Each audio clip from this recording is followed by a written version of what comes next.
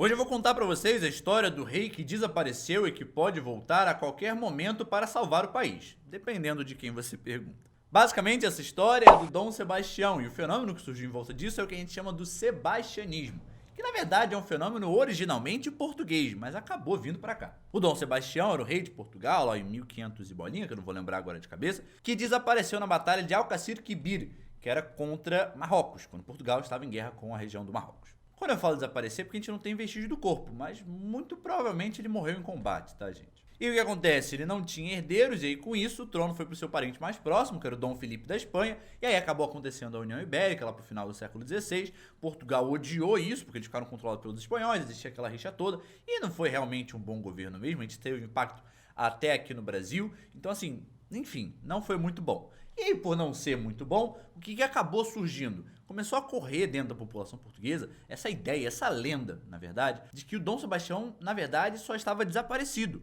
e que ele estava só se preparando, esgueirando pelas beiradas, para voltar para Portugal, numa surpresa geral, tirar o Dom Felipe e acabar com a União Ibérica. O que é uma história muito interessante e, de fato, podia até fazer sentido na época. O problema é que o Dom Sebastião nunca apareceu. E aí, quanto mais tempo demorava para ele aparecer, mais fantásticas tinham que ser as justificativas. Afinal, ele foi ficando cada vez mais velho e chegou a uma idade que não tinha nem como ele estar mais vivo. Tinha gente que defendia essa ideia na época das guerras napoleônicas, lá em 1800 e pouco, mais de 200 anos depois dele desaparecer. O que dificulta um pouco para a pessoa continuar viva, desaparecida, esse tempo todo.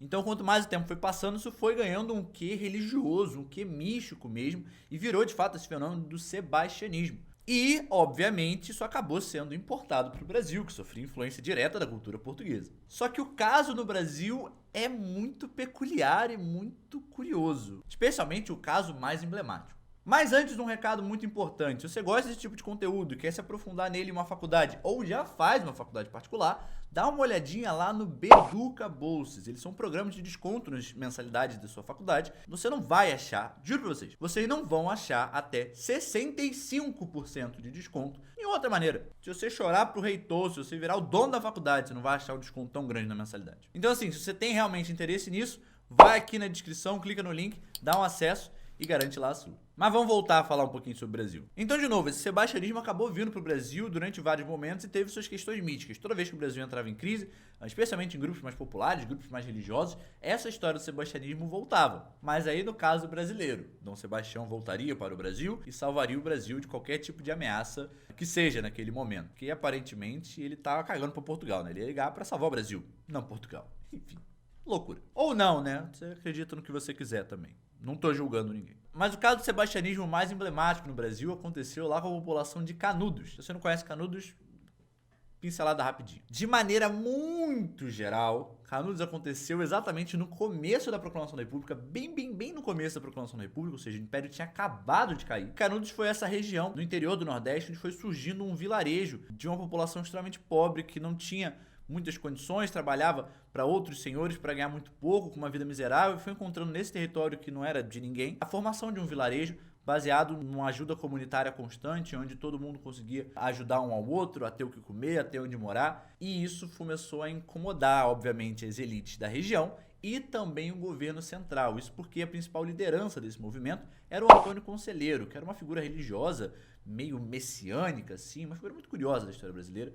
Ele começou a chefiar e dar os seus sermões e ele era um cara monarquista. Então isso começou a ameaçar bastante o governo de fato republicano, porque eles não gostavam nem um pouco disso. E as elites, que também estavam no governo republicano, não gostavam disso porque estava começando a surgir uma sociedade alternativa, que nem Raul Seixas costuma falar, que era contrária a essa exploração que esses senhores faziam a esses camponeses pobres da região.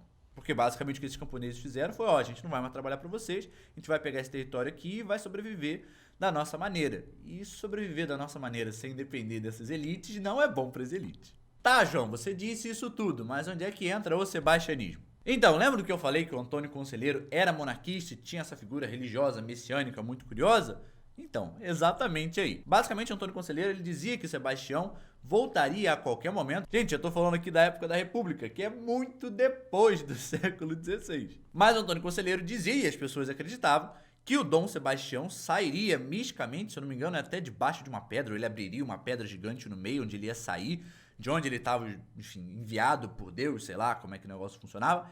Ele ia sair de lá, salvar o povo de Canudos e derrubar a república e retomar a monarquia no Brasil. Coisa de filme, né? Inclusive daria um filme muito bom. Alô, galera, fica de olho aí, tá? Obviamente, até agora, Dom Sebastião nunca voltou e nunca salvou país nenhum. Então isso deu um abalo aí na galera que acreditava nisso. Então o sebastianismo hoje não tem muita força assim, até por questões meio óbvias. E infelizmente, o projeto de Canudos foi duramente massacrado, e não tem outro termo, massacrado pelo governo brasileiro. Mas enfim, você sabia dessa informação? Comenta aqui. E de novo, se tiver interesse numa faculdade particular, dá uma olhadinha no Beduca Bolsas, vai aqui na descrição.